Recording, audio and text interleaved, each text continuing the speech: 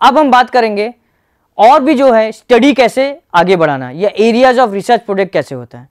पहला होता है empirical study, comparative analysis, trend analysis, performance evaluation and system development. When I say empirical study means a deeper study of the existing system. Total जो भी चीजें उसको सही तरीके से ऑब्जर्व करना। जब मैं स्टडी कर रहा हूं, इट डजंट मीन कि सिर्फ पढ़ना, पढ़ के उसको अच्छे से समझना, समझ के उसको बाकी थ्योरी से कंपेयर करना या हमारे आसपास जो उससे कंपेयर करना, और फिर देखना कि आज का ट्रेंड क्या चल रहा है, क्या हम उस कंपैरिजन को एनालिसिस कर सकते हैं आज के ट्रेंड के साथ, और सारी चीजों को इंटीग्रेट करके आपको देखना है कि आज का परफॉर्मेंस क्या है, इस परफॉर्मेंस को हम एनहांस कैसे कर सकते हैं। इस परफॉर्मेंस को जब आप एनहांसमेंट की बात करोगे तब समझ में आएगा, इसका इवैल्यूएशन करना होगा।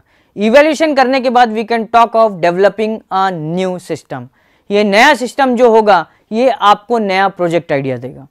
नया प्रोजेक्ट जो आइडिया होगा it should B user friendly, commercial application हो सकते हैं, कॉस्ट सेविंग हो सकता है और क्वालिटी मेजरिंग इंडाइसेस हो सकते हैं। बहुत सारी यूजेस हो सकते हैं, आपको सिर्फ सोचना है कि कहां कहां और कैसे कैसे यूज कर सकते हैं। नाउ हाउ टू पुट और now how to work out the project. इसको हम एक बार रिमाइंड करते हैं कि प्रोजेक्ट को कैसे वर्कआउट करना है।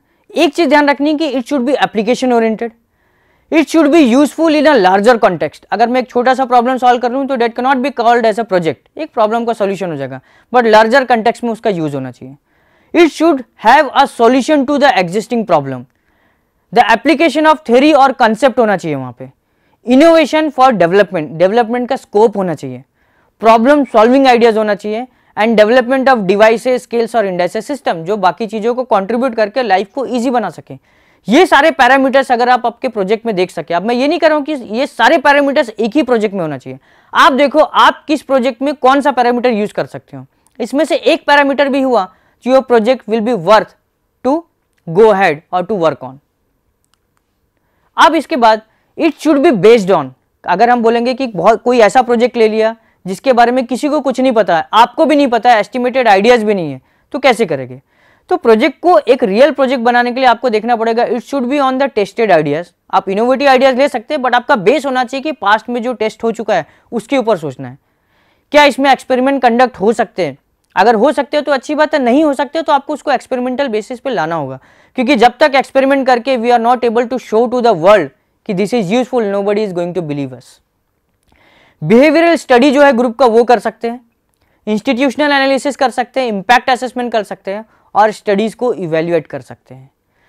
Behavioural study of a group, this is related with a social science, या मैनेजमेंट में हम इसे कर सकते हैं ह्यूमन रिसोर्स मैनेजमेंट। ये एक ऐसा स्टडी है जिसका कोई यूनिक सॉल्यूशन नहीं हो सकता। अलग अलग टाइम पीरियड पे एक ही सिचुएशन के लिए अलग अलग ग्रुप अलग अलग तरीके से रिएक्ट करेगा और अलग अलग रिएक्शन भी सही रिएक्शन हो सकता है depending on the circumstances.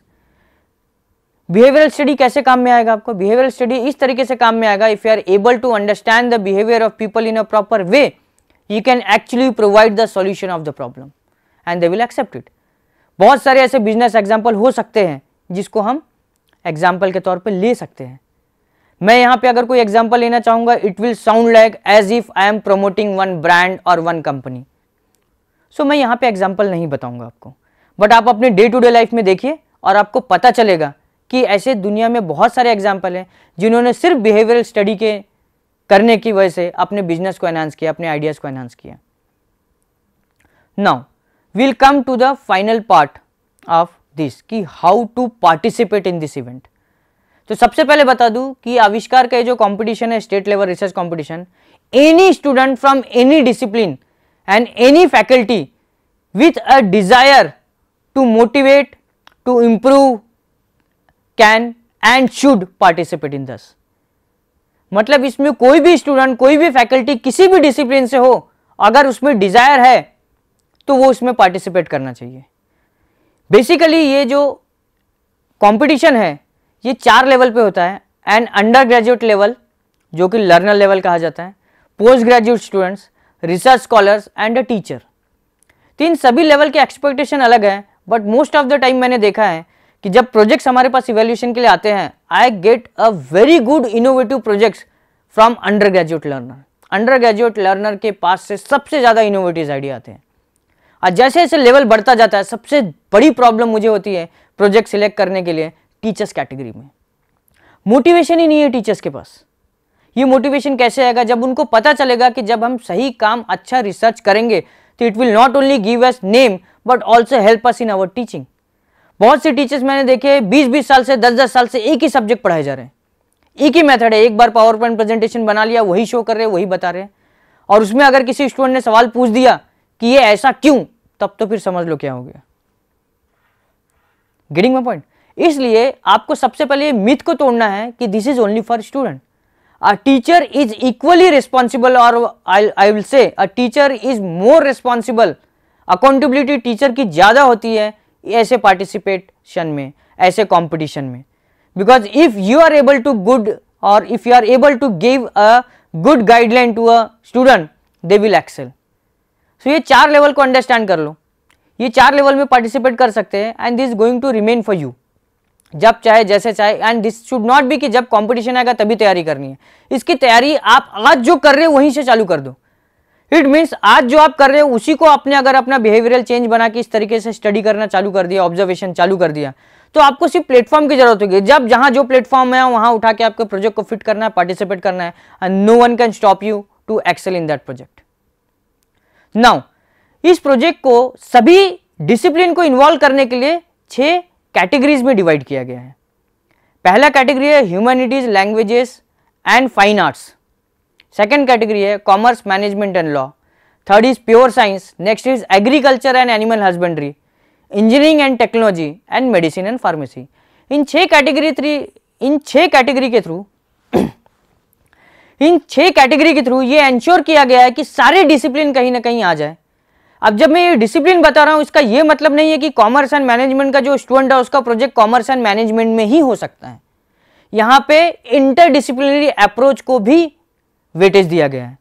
Suppose you are from commerce and management but you are talking something on which can benefit the science students or the science stream, your project can be consider under science stream.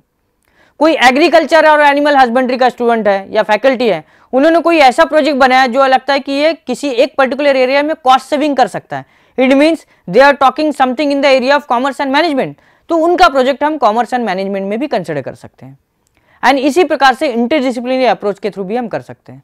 तो basically ये सारी चीजें involve करके, 6 category involve करके, आपको restrict नहीं करना है कि मैं जो सोच रहा हूं ये मेरे एरिया का नहीं हो कि दूसरे एरिया का है। आप जो सोच रहे हो जिस एरिया का भी है वहां पे आपको काम करना शुरू करना चाहिए and leave it to others to find out to which sector it is suitable. Okay, then the question come, how to participate. Participate करने का सिंपल तरीका, develop a planned innovation.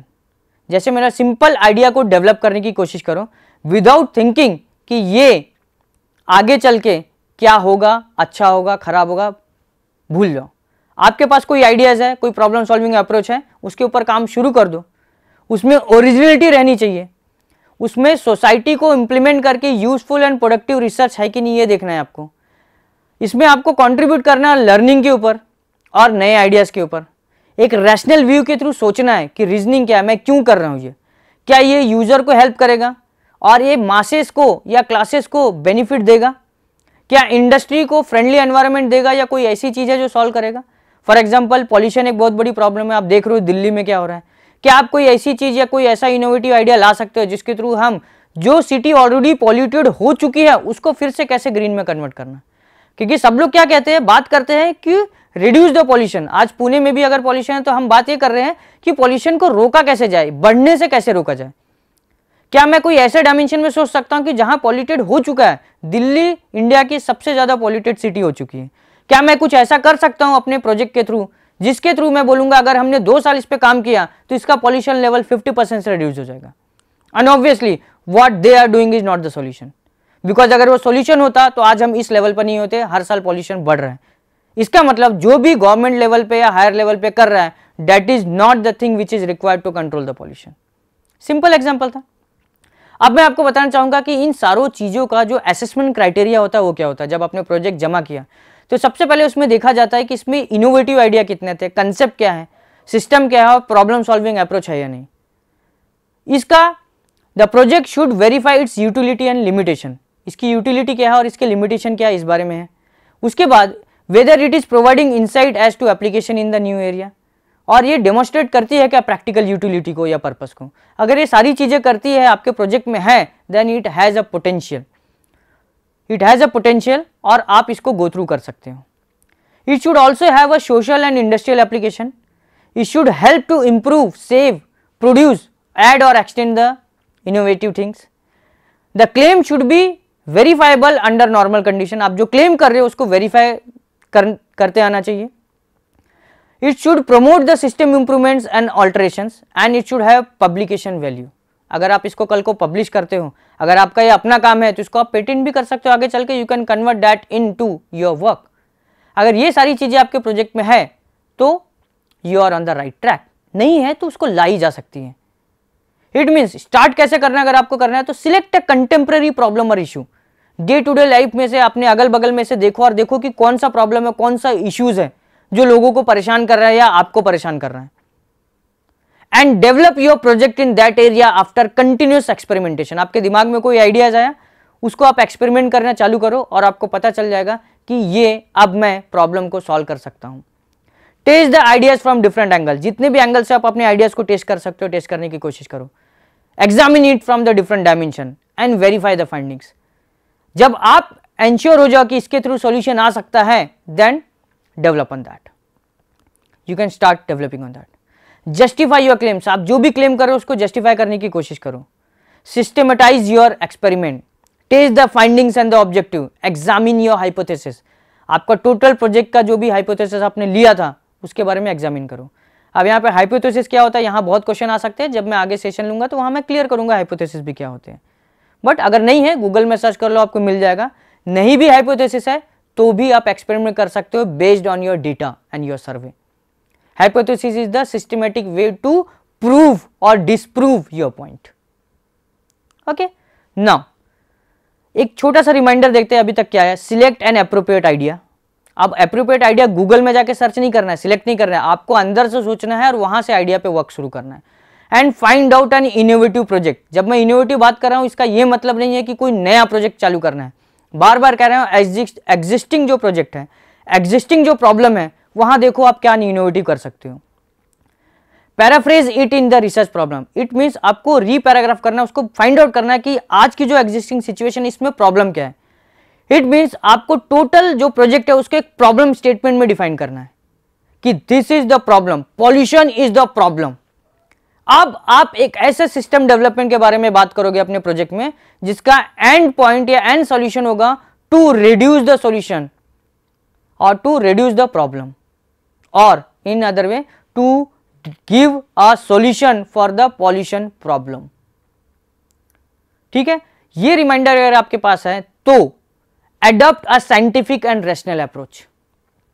First put forward a hypothesis. जो मैंने hypothesis की बात की कि ये सारा किस चीज के थ्रू है, मतलब ये एक hypothesis मैंने ले दिया, the pollution cannot be reduced in Delhi. ये मैंने एक assumption ले लिया, एक hypothesis ले लिया। Now अगर मेरे प्रोजेक्ट को सक्सेसफुल बनाना तो सबसे पहले ये assumption को मैंने प्रूफ करते रहना चाहिए कि ये assumption wrong है। क्योंकि बहुत से लोग जो दिल्ली में रहते हैं वो भी बोलते हैं यार गवर्नमेंट कुछ भी कर ले, ये रिड्यूस हो ही नहीं सकता। मतलब सबने एक एज्यूम्पशन बना लिया, एक हाइपोथेसिस बना लिया कि पॉल्यूशन तो बढ़ना है क्योंकि हर साल गाड़ियां बढ़ रही हैं। अरे यार, जो पेड़ काटे गए हैं इतने सालों में उसके बारे में कौन सोचेगा, ग्रीनरी के बारे में कौन सोचेगा। गवर्नमेंट ने क्या कोई ऐसा सिस्टम बनाया है कि अगर नई फ्लैट स्कीम बन रही है, नया कंस्ट्रक्शन चल रहा है तो कितना % ग्रीनरी को देना चाहिए? क्या आप कोई ऐसा प्रपोजल बना सकते हो कि जब भी कोई नया कंस्ट्रक्शन हो तो 33 to 40% एनवायरमेंट डिपार्टमेंट से जाके पूछ लो कि कितनी % ग्रीनरी बनाना कंपल्शन है, और जब तक वो ग्रीनरी नहीं बन जाती they should not permit for the construction. अगर ये आइडिया हम ला सके तो ऑब्वियस है गाड़ियां कितनी भी बढ़ने दो, अगर पेड़ सही तरीके से होंगे, water system, water drainage system सही से होगा तो कभी पॉल्यूशन नहीं बढ़ेगा। पॉल्यूशन बढ़ने का एक ही तरीका है कि पॉल्यूशन बढ़ने की एक ही वजह है कि हम नेचुरल चीजों को डिस्ट्रॉय करते जा रहे हैं और आर्टिफिशियल चीजों को लाते जा रहे हैं। We should think of preserving the natural things. Natural resource के बारे में बहुत बात करते हैं, but I am talking about natural things. इसके बारे में और इलोबरेट करेंगे जब आगे सेशन लेंगे तो, बट एक छोटा सा एग्जाम्पल दे रहा हूं आपको। Now prove how it is socially and industrially useful. It should be presentable, acceptable and convincing, and if you are Project is having presentable acceptability and convincing power, then your project ideas can win. Okay, so encash the opportunity. This is the opportunity for you. Try your ideas, learn, then learn the new things, learn the process of concept of development and create your own world. आपकी अपनी दुनिया बना लो. Learn to grow, develop the independent thinking, enter the real of challenging world and ask to the excel. ये सारी चीजें कैसी होगी? Simple चीज से होगी. Activate your talent. आप एक्टिवेट कैसे करोगे टैलेंट को? Always ask. मैं हमेशा कहता हूं ask, attitude, skill, knowledge. Ask yourself means अपने आप को क्वेश्चन भी करना है और क्वेश्चन करते हुए पूछना भी है कि मेरा एटीट्यूड कैसा है, मेरा स्किल कैसा है, मेरा नॉलेज कैसा है. Attitude is nothing but your behaviour. skill can be developed over a period of time and knowledge can be gathered through reading and the extra resources that is available in and around you.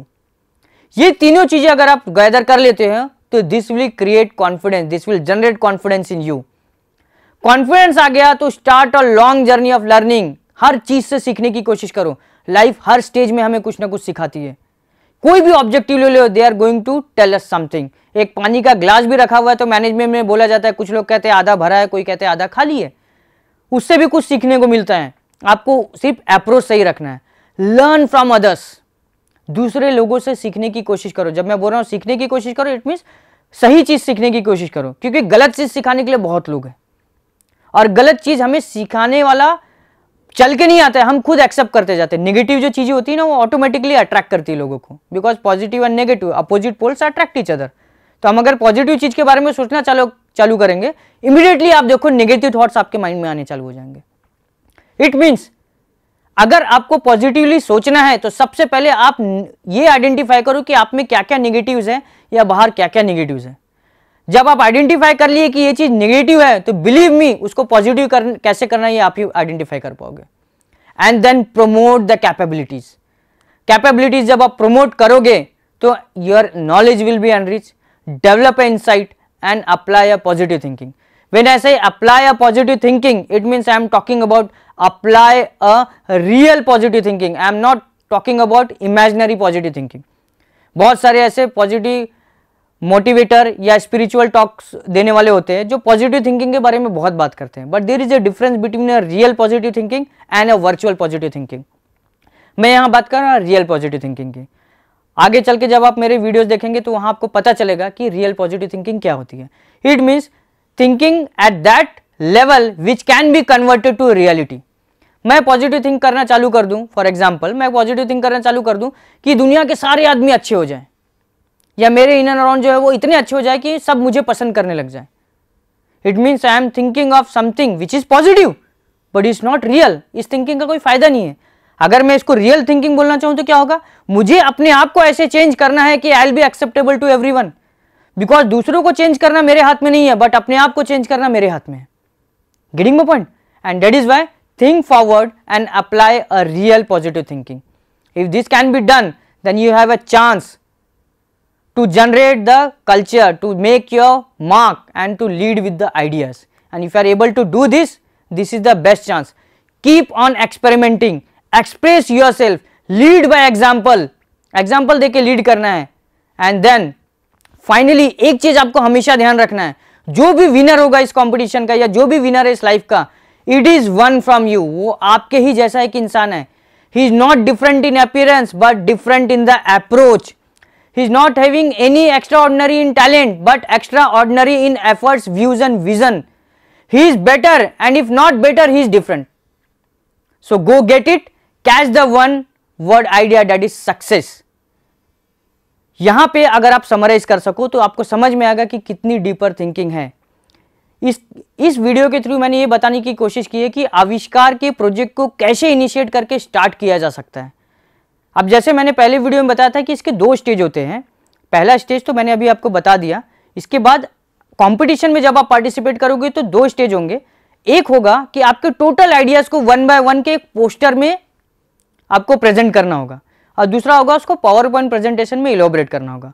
Now poster presentation क्यों important है ये आपको समझना होगा, क्योंकि अगर आप इसका लेवल आइडेंटिफाई करो कि फाइनल लेवल पे कितने सारे लोग, more than 300 projects are there, और इससे आपको पता चलेगा कि जो जजेस आएंगे वहां पे जज करने के लिए, they will having very less time to give you a chance to explain your entire project.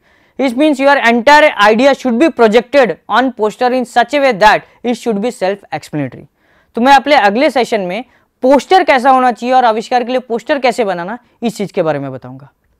So watch my videos and update yourself.